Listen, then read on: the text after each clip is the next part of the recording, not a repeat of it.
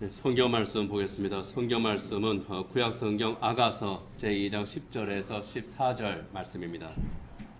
아가서 제2장 10절에서 14절 말씀.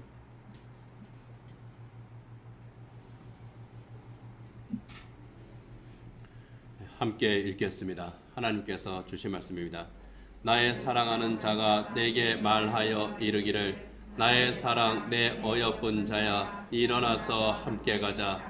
겨울도 지나고 비도 그쳤고 지면에는 꽃이 피고 새가 노래할 때가 이르렀는데 비둘기의 소리가 우리 땅에 들리는구나.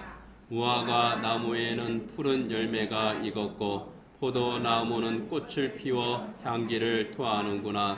나의 사랑 나의 어여쁜 자야 일어나서 함께 가자. 바위 틈 낭떠러지 은밀한 곳에 있는 나의 비둘기야 내가 내 얼굴을 보게 하라. 내 소리를 듣게 하라. 내 소리는 부드럽고 내 얼굴은 아름답구나. 아멘.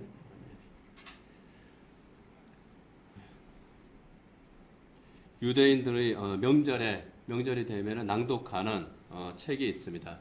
그 책을 하메시 메길로트라고 하는데요. 이거 5권의 두루마리라 그런 뜻입니다. 5권의 책입니다. 맥추절이죠. 오순절 때는 룻기를 낭독합니다. 그리고 가을의 초막절에는 전도서를 또 낭독합니다. 유대인들이 기사회생한 불임절에는 에스더서를 낭독하고요. 그리고 예루살렘 성전이 파괴됐던 날 아볼 9일에는 또 에레미야 애가서를 낭독합니다. 유대인의 가장 큰 명절은 6월절입니다. 그때에는 아가서를 낭독합니다.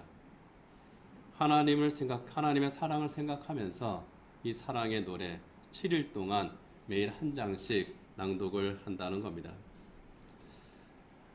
아가서는 말 그대로 사랑의 노래 중에 노래.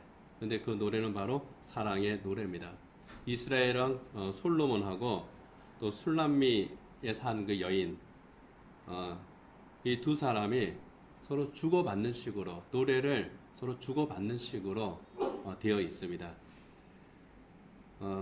악보가 없기 때문에 그냥 그래도 번역이 되어 있으니까 우리는 글로만 이제 보게 되는데 유대인들은 이것을 노래로 불렀다 그래요. 그래서 남자 주인공하고 여자 주인공이 서로 번갈아서 부릅니다. 우리 개역개정 성경에는 그 구분이 되어 있지를 않아요. 전부 다 한 사람이 하는 것 같기도 하고 뭐 남자가 했다가 여자가 했다가 또 여러 사람이 했다가 뭐 이렇게 섞여 있는 것 같기도 하고 잘 구분이 안 되거든요. 그렇지만은 뭐 영어 성경 같은 경우 또 표준 세번역 성경 같은 경우에는 누가 이 부분을 이제 불렀는지 구분이 되어 있습니다. 서로 남자 주인공하고 여자 주인공하고 서로 노래를 주고받습니다. 한 절을 주고받기도 하고 또 오늘 이제 본문처럼 여러 절을 주고받기도 합니다. 그리고 합창단이 또 함께 확 불러요. 오라토리오 비슷하다 생각하면 될 것 같습니다. 좀 더 역동적으로 하면은 뮤지컬이 될 수도 있겠죠. 뮤지컬까지는 아니지만은 합창과 독창이 섞여 있는 우리가 성탄절 되면은 칸타타 부르잖아요. 뭐 그것과 비슷하다 이렇게 생각하면 되겠습니다. 아가서 한자로는 아름다운 노래 그런 뜻이지만은 원문 시르 하시림 히브리어 원문을 보게 되면 노래 중에 노래. 그래서 영어 성경에서 Song of Songs 그렇게 이제 되어 있습니다. 노래 중에 노래라고 하는 그렇게 붙인 이유는 간단해요. 사랑의 노래이기 때문에 그렇습니다. 세상 노래 중에 제일 아름다운 노래가 뭡니까? 사랑의 노래입니다.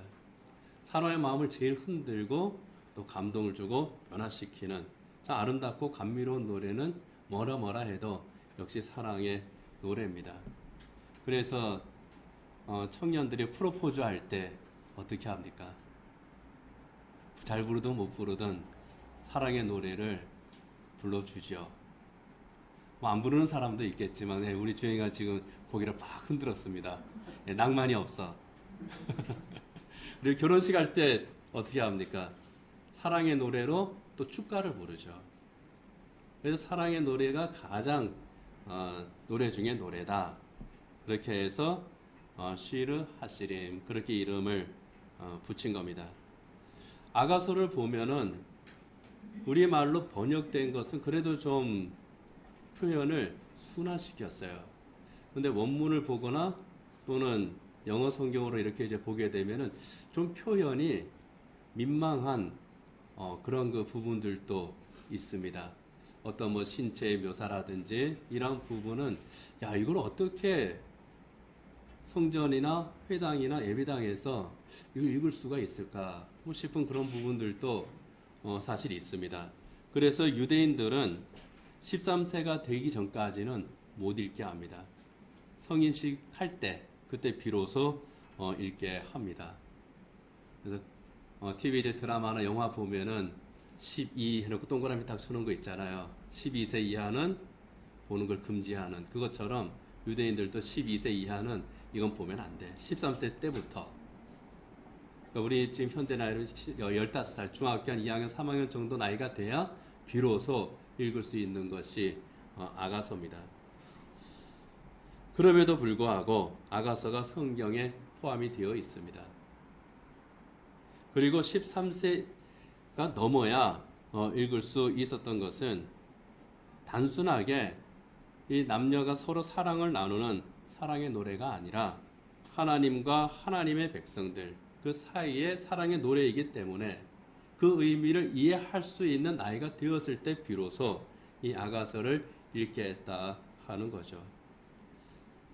그리고 이 아가서가 우리 기독교에서도 정경으로 채택된 이유는 이 아가서의 두 주인공 이제 솔로몬과 또 술람미 여인의 관계가 예수님과 교회의 관계다. 그거를 예표로서 보여주신 것이다. 그래서 정경에 포함을 했고 우리가 이 아가서를 그러한 시각에서 읽고 또 하나님께서 우리에게 주시는 뜻을 또 캐치를 하는 겁니다. 오늘 우리가 읽은 본문은 그 가운데에서 남자 주인공이 부르는 바로 그 부분입니다. 솔로몬으로 보이는 이 남자 주인공이 노래하죠. 10절 그 후반부에 보면은 나의 사랑 내 어여쁜 자야 일어나서 함께 가자 그렇게 부릅니다. 여기에 이제 멜로디를 붙여서 할 수 있으면 참 좋겠지만은 우린 그냥 제가 노래를 못하므로 그냥 읽습니다. 나의 사랑 내 어여쁜 자야 일어나서 함께 가자. 나의 사랑 나의 어여쁜 자야. 뉘앙스가 있죠. 그냥 사랑스러운 거예요. 좋은 겁니다. 부모의 눈에는 자기 자식이 가장 사랑스럽습니다. 제일 귀해요. 뭐 잘생겼고 못생겼고 간에 상관이 없습니다. 그냥 내 새끼니까 좋습니다. 연인의 눈에는 또 어떻습니까? 자기 애인이 제일 좋아요. 전에 어떤 그 드라마에서 남자 주인공은 여자 주인공한테 이런 말을 했습니다. 나한테는 당신이 김태희고 전도연입니다. 상관이 없는 거예요. 자기 눈에 안경입니다. 그렇죠, 전도사님? 네. 이유가 없어요. 전사님한테 이유가 뭡니까? 라고 물으면 이유가 그냥 좋죠. 이유가 없어요. 그냥 좋습니다. 그냥 사랑스럽고 그냥 예쁩니다. 사랑에는 원래 이유가 없는 거예요. 박 주사님 그렇죠. 이 세 딸이 우리 딸들도 마찬가지예요. 가끔가다 속색여. 그래도 어떻습니까? 밉지만 사랑하죠. 세상 누구보다 사랑할 수밖에 없는 것 이유가 뭐예요? 사고 치니까? 또는 사고를 덜 치니까? 공부 잘하니까? 남들한테 자랑스러운 모습을 보여주니까? 절대 아닙니다. 사랑하니까. 내 새끼니까. 그래서 사랑에는 원래요. 사랑 외에 이유가 없습니다. 나 왜 사랑합니까? 이유가 없는 거예요. 그리고 이유가 없어야 사랑인 거고요. 그래서 나의 사랑, 나의 어여쁜 자야. 그렇게 부르는 겁니다. 하나님도 마찬가지입니다. 하나님 왜 나를 구원하셨죠? 하나님 왜 나를 사랑하셨죠? 그 이유가 도대체 뭡니까? 라고 물으면은 글쎄, 사랑하니까 이렇게 대답하실 거예요. 요한복음 3장 16절에 보면은 하나님이 세상을 이처럼 사랑하사 독생자를 주셨으니 이는 그를 믿는 자마다 멸망하지 않고 영생을 얻게 하려 하심이라. 세상을 이처럼 사랑하사, 여기에 세상은 세상 사람을 그런 뜻이거든요. 이처럼 사랑하사, 이거는 엄청나게 사랑하셨다 그런 뜻이에요. 왜 구원하셨죠? 사랑하니까. 이게 하나님의 대답인 겁니다. 오늘 본문도 마찬가지예요. 하나님께서 우리를 구원하신 것, 예수 그리스도를 이 세상에 보내셔서 십자가를 지게 하시고 우리를 구원하신 것, 어떻게 보면은 참 이해가 가지 않는 그런 방법을 하나님께서 동원하신 것. 괜히 그냥 십자가에 못 박혀 죽고 부활하고 이건 번거롭죠. 그리고 사람들이 이해도 하지 못하죠. 근데 하필이면 왜 그런 것을 하나님께서 하셨느냐? 우리가 해달라고 그런 것도 아닌데. 하나님한테 나를 구원하기 위해서 십자가에 못 박혀, 예수님 십자가에 좀 못 박혀 죽게 하시고 대가 좀 치르게 하시고 그 다음에 나를 불러주십시오. 이렇게 거래한 것도 아니에요. 근데 하나님은 그렇게 하셨습니다. 이유가 뭡니까? 사랑하니까. 그래서 사도 요한은 하나님은 사랑이십니다. 그렇게 고백을 합니다. 요한일서 4장 7절이나 8절에 보면은 사랑하는 자들아 우리가 서로 사랑하자 그러면서 사랑은 하나님께 속한 것이니 사랑하는 자마다 하나님으로부터 나서 하나님을 알고 사랑하지 아니하는 자는 하나님을 알지 못하나니 이는 하나님은 사랑이심이라. 하나님의 사랑이심이라.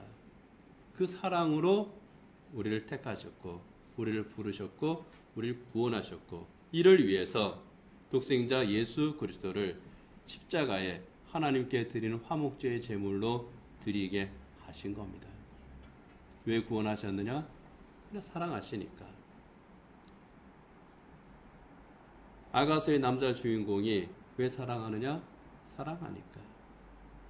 그래서 그 사랑을 14절에서 이렇게 노래합니다. 사랑하는 마음을 이렇게 노래합니다. 바위 틈 낭떠러지 은밀한 곳에 있는 나의 비둘기야, 내가 내 얼굴을 보게 하라. 내 소리를 듣게 하라. 내 소리는 부드럽고 내 얼굴은 아름답구나. 사랑하는 그 여인을 향해서 나의 비둘기야 그렇게 부르는 겁니다. 나의 비둘기야 하고 부르는 거는요, 쉽게 생각하면 됩니다. 일종의 애칭입니다. 비둘기는 순결한 동물이니까, 하나님께 바쳐지는 동물이니까 그렇게 좀 깊이 또 신학적인 의미를 부여하기도 하는데 그럴 필요는 없습니다. 그냥 애칭이에요. 왜냐하면 그 앞에 보면은 술람미 여인이 이 솔로몬을 향해서 당신은 노루 같고 당신은 사슴 같습니다. 그렇게 또 이제 부르거든요. 쉽게 말하면은 이 술람미 여인은 솔로몬 그 남친을 향해서 나의 꽃사슴 그러는 거고, 또 여기 술람미는 자기 여친을 향해서 나의 비둘기야 그렇게 부르는 거예요. 그냥 좋으니까 그렇게 부르는 겁니다. 연인들이 자기 달링, 허니 그렇게 부르잖아요. 아마 오정 선생 그렇게 하나? 했나? 네? 한 적은 있어요? 애칭이 있어요 지금도? 아유, 나하고 세대가 다르긴 다르네. 그 애칭으로 부르는 이유가 뭡니까? 좋으니까. 그래서 사랑스럽게 부르는 겁니다. 이 사랑하는 여인이 바위 틈 낭떠러지 은밀한 곳에 있습니다. 바위 틈 낭떠러지 은밀한 곳은 위태로운 곳이죠. 근데 이 위태로운 곳에 산비둘기가 거기에 집을 짓습니다. 산비둘기가 바위 틈 낭떠러지 은밀한 곳, 이 위태로운 곳에 집을 짓는 것은요, 이유가 있어요. 독수리나 매 같은 그런 천적으로부터 자기 피해서 숨을 수 있는 곳이에요. 자기 나름대로는 안전한 곳입니다. 근데 사랑하는 사람이 볼 때는 어떻습니까? 위태로운 곳이에요. 그 위태로운 곳. 그러나 술람 여인의 입장에서는 나름대로 안전한 곳, 피난처. 거기에 숨어 있는 이 여인이 안타까운 겁니다. 그래서 그 여인을 향해서 내가 너의 얼굴을 보게 해라. 너의 소리를 듣게 해라. 그렇게 요청을 하는 거죠. 내가 너의 얼굴을 보게 해라. 내가 너의 소리를 듣게 해라. 이거는요, 단순하게 얼굴 좀 보자. 하는 말 좀 들어보자. 그게 아닙니다. 그 원문의 뉘앙스는요, 너의 얼굴을 내가 자세히 좀 보고 싶다. 보고 또 보고 싶다. 듣고 또 듣고 싶다. 연애할 때 어떻습니까? 전화 끊고 또 전화하죠. 박전호님 연애할 때 그랬죠? 기억이 안 납니까? 네, 맞아요. 잊어버려도 돼. 네, 집에서 이제 이 뒷일은 내가 책임 안 집니다. 근데 그래요. 헤어지고 나서도 다시 또 금방 또 만나서 그 얼굴 보고 싶고 또 그 목소리 또 듣고 싶고 그런데 안타까워요. 왜 그렇습니까? 이 사랑하는 여인이 있는 그곳이 자기는 괜찮다 그러지만 내가 볼 때는 거기가 괜찮은 곳이 아니에요. 안전한 곳이 아니에요. 거기에 숨어 있습니다. 사랑하기 때문에 부르고 안타까워서 또 부릅니다. 하나님께서 우리를 찾으시고 부르시는 이유도 마찬가지죠. 사랑하기 때문에 부르시고 안타깝기 때문에 부르시고 우리가 해야 될 게 뭡니까? 부르면은 응답해야죠. 사랑하는 사람이 얼굴 보여달라 그러는데 싫어. 그러진 않잖아요. 사랑하는 사람이 전화를 해서 이야기하자 그러는데 뚝 끊어버리지 않잖아요. 하나님께서 우리를 보자고 하실 때, 하나님께서 우리의 목소리를 들어보자 하실 때 보여드리고 들려드리는 것, 돈 드는 일도 아닙니다. 하면 되는 거예요. 그 돈 안 드는 그 방법이 뭡니까? 기도하고 말씀 묵상하고 주님 앞에 나아가는 것. 하나님은 야, 너희 그것만 해도 돼. 그러시는 겁니다. 그리고 비둘기가 바위 틈 낭떠러지 은밀한 곳에 있다고 하는 것은 숨어 있는 거죠. 남들이 찾지 못하는 곳에 있는 겁니다. 그런데 바로 그곳 누가 압니까? 사랑하는 여인을 찾는 솔로몬은 아는 거예요. 다른 사람은 모르는데 바로 그것처럼 주님께서는 우리가 어디에 있든지 아시고 또 찾아내시는 겁니다. 그리고 내가 너의 얼굴을 좀 보게 해라. 너의 소리를 듣게 해라. 이유를 말씀하셔요. 너의 소리는 부드럽고 너의 얼굴은 아름답구나. 내가 볼 때는 내가 아무리 못난 것처럼 보여도 사회적으로 내가 아무리 보잘것없는 것처럼 보여도 내 자존감이 바닥을 치고 정말 내가 열등감에 똘똘 매여 있다고 할지라도 그래서 사람들 앞에 나서는 것이 정말 때로는 창피하고 때로는 싫고 나 자신조차 내가 보기 싫을지라도 하나님께서 뭐라 그럽니까? 아니야. 너의 소리는 부드럽고 너의 얼굴은 아름다워. 그러시는 겁니다. 그래서 우리를 부르시는 거예요. 그러니 일어나 나와 함께 가자. 이게 하나님의 마음입니다. 왜 함께 가자고 말씀하시겠습니까? 그것을 11절, 12절, 또 13절까지 해서 말씀을 합니다. 겨울도 지나고 비도 그쳤고 지면에는 꽃이 피고 새가 노래할 때가 이르렀는데 비둘기의 소리가 우리 땅에 들리는구나. 때가 됐다는 거예요.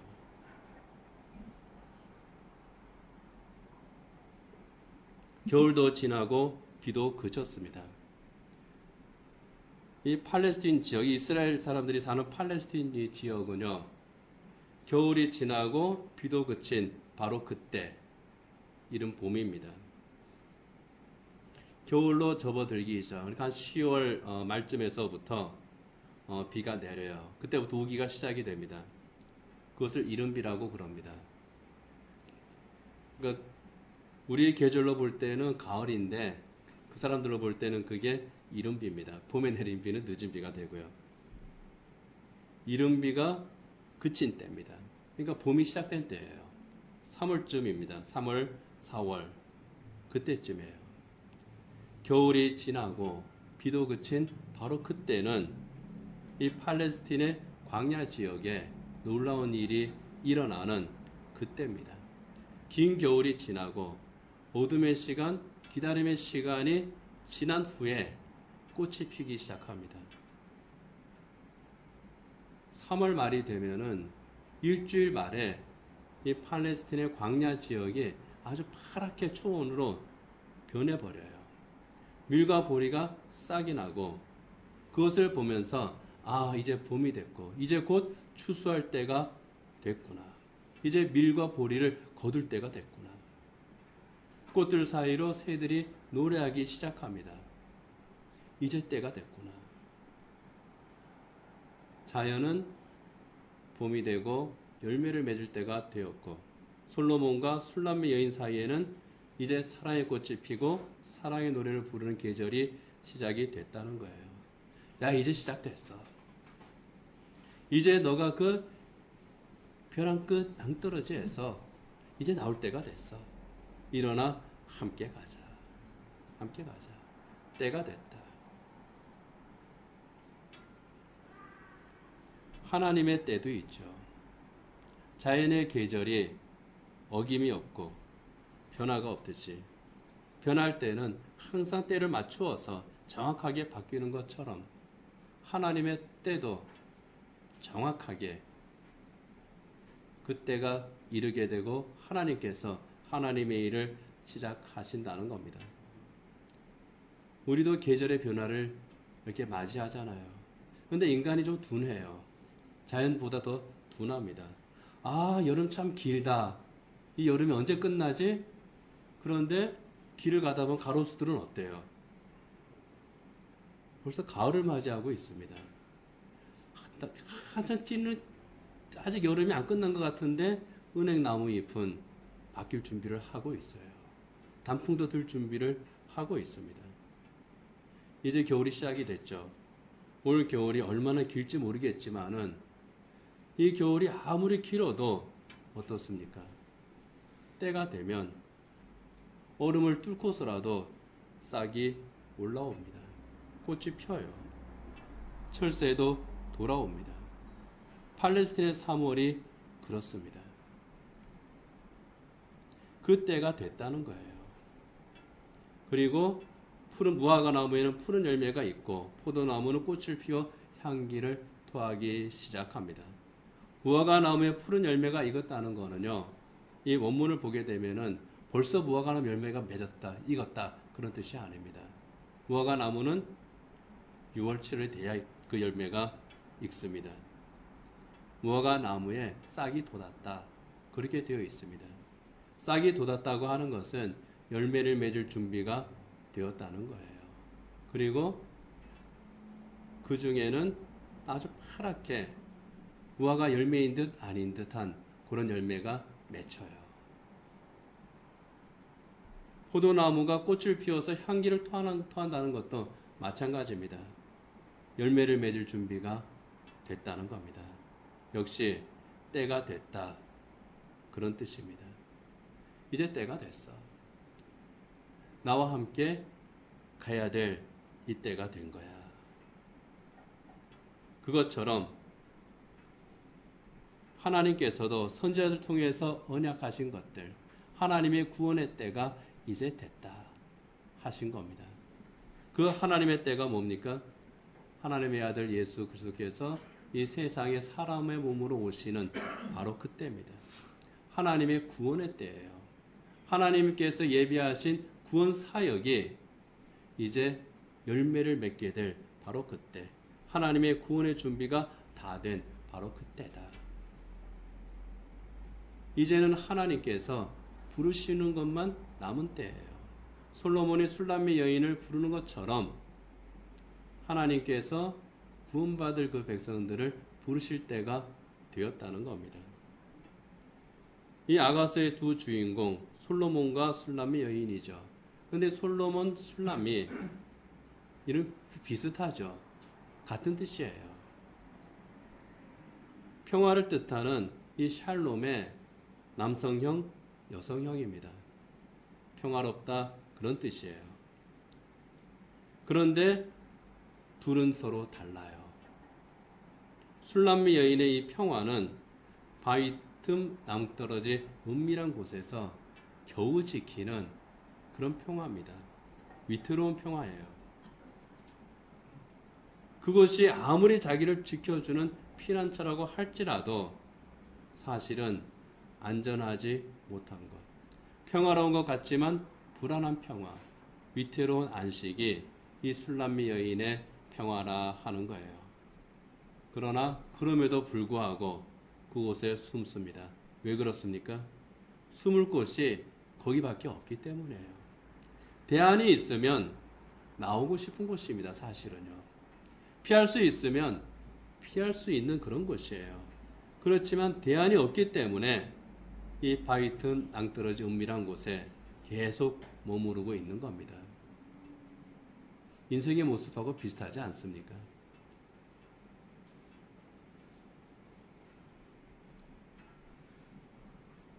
여기가 제일 좋겠다고 생각하지만 사실은 그렇지 못한, 더 나은 것이 있으면은 그곳으로 가고 싶고, 더 좋은 일이 있으면은 그것을 선택하고 싶고, 그러나 그럼에도 불구하고 그렇지 못한 그런 상태, 이게 바위 틈 낭떠러지 은밀한 곳이라 하는 거예요. 그곳에서 나오라는 겁니다. 이제 그곳에 나와. 거기 너가 있을 곳이 아니야. 너가 진짜 있을 곳 있잖아. 바위 틈 낭떠러지 은밀한 곳, 그곳이 아니라 예루살렘이잖아. 솔로몬이 있는 그 예루살렘, 그곳으로 가라는 거예요. 그것이 바로 참된 안식과 영원한 평화의 피난처이기 때문입니다. 예루살렘도 평화의 터, 평화의 땅, 그런 그 뜻을 가진 이름입니다. 예루살렘, 솔로몬, 술람미, 샬롬, 다 같은 그 어근에서 나온 말입니다.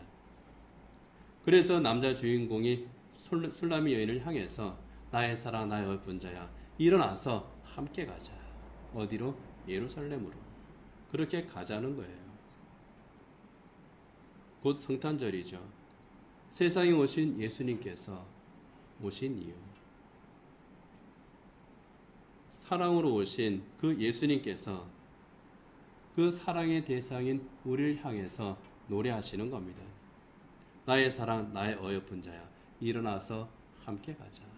여기에서 일어나서 나와 함께 가자는 겁니다. 내가 현재 피하고 있는 곳, 내가 안식처라고 생각하는 곳, 그러나 사실은 바위 틈 낭떠러진 것 같은 바로 그곳, 그곳에서 일어나 나오라는 거예요. 그것이 참된 피난처가 아니기 때문에 나를 사랑하신 주님께서 예비하고 영접하시는 바로 그곳으로, 정말 참된 피난처, 영원한 안식처로 나오라고 하는 겁니다. 이것이 솔로몬이 술람미 여인을 향해서 불렀던 사랑의 노래고, 하나님께서 우리를 향해서 부르시는 사랑의 노래인 겁니다. 술람미 여인은 자기를 향한 사랑의 노래를 듣고 일어납니다. 바위 틈 낭떠러지 은밀한 곳을 떠납니다. 예루살렘을 향한 길을 걸어갑니다. 이게 뒤에 나오는 아가서의 후반부예요. 성도들도 마찬가지입니다.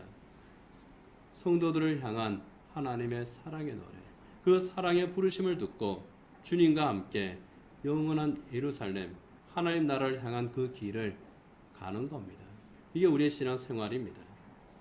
그 길은 우리 주님께서 예비하신 길이죠. 십자가에서 이미 예비하신 바로 그 길. 그리고 예수님께서 내가 저 하늘나라로 가면 그곳에서 내가 너희 있을 곳을 예비하고 너희를 부르리라. 주님께서 모든 것을 예비하시고 함께 가자고 부르시는 바로 그 길입니다. 이게 구원입니다. 이 길을 함께 가자고 부르시는 하나님의 사랑의 노래가 바로 구원이라고 하는 겁니다. 요즘에 이제 남자들은 월드컵 경기 열심히 보고 있죠. 이제 준결승과 결승만 남았습니다. 네 팀만 이제 남아서 서로 준결승, 결승 이제 치르고 이제 우승자를 뽑겠죠. 우리나라는 참 아쉽게도 16강에서 멈췄습니다. 열심히 시합을 했어요. 우리나라 선수들이 시합하고 했던 그 모든 것들이 참 인상적이었는데 시합도 참 참 이 친구들이 열심히 뛰었구나, 잘했구나, 감동을 줬지만 손흥민 선수가 포르투갈전을 마치고 했던 그 인터뷰가 저는 가장 인상에 남습니다. 그 전 시합인 가나와의 경기에서 벤투 감독이 퇴장당해서 포르투갈하고 시합할 때는 벤치에 앉아있지 못했어요. 관중석에서 구경했습니다. 손흥민이 포르투갈전에서 이겨서 정말 기쁘고 16강 진출해서 너무 좋은데 이 벤투 감독이 벤치에서 함께 다음 경기를 할 수 있게 되어서 참 다행입니다. 뭐 그런 내용의 말을 했습니다. 그렇게 이야기를 하는데 그냥 그 형식적으로 하는 말이 아니에요. 정말 진심으로 이야기하고 참 간절함으로 이야기하는 것을 보면서 야, 참 이 친구는 참 인성도 참 된 친구다. 실력이 좋으면 뭐 인간성에 좀 문제가 있기도 하고 또 뭐 욕도 잘하기도 하고 하는데 참 그래 잘 컸어요. 하여간 어쨌든 참 그 인성이 참 좋은 친구구나 그런 생각을 이제 했습니다. 벤치에서 다음 시합은 벤치에서 함께 할 수 있게 되어서 참 좋습니다. 그것은 함께 있고 싶다는 거예요. 경기를 함께 계속하자는 겁니다. 일어나 나와 함께 가자 그런 마음이에요. 예수님 하나님께서 야 일어나 나와 함께 가자 하는 거는 바로 그런 마음이에요. 너가 있을 곳은 거기가 아니야. 여기야. 그러니 나와 함께 가자. 벤투 감독이 있어야 할 곳이 관중석이 아니고 벤치인 것처럼 구원받은 우리가 있어야 할 곳은 진정한 평화의 성 예루살렘이기에 그 영원한 예루살렘 하나님 나라 함께 가자. 그렇게 간절하게 부르시는 겁니다. 참된 평화 한시 거기에 있잖아.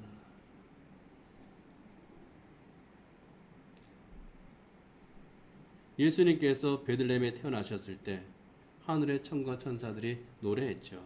지극히 높은 곳에는 하나님께 영광이요 땅에는 기뻐하시는 사람들 가운데 평화로다. 평화. 우리를 죄와 사망의 권세를 끊고 참된 안식과 영원한 평화를 주시기 위해서 예수님을 세상에 보내신 하나님의 구원의 노래가 바로 그 천군 천사들의 노래고 또 하나님의 사랑의 마음이라고 하는 겁니다. 나의 어여쁜 자야 일어나 나와 함께 가자.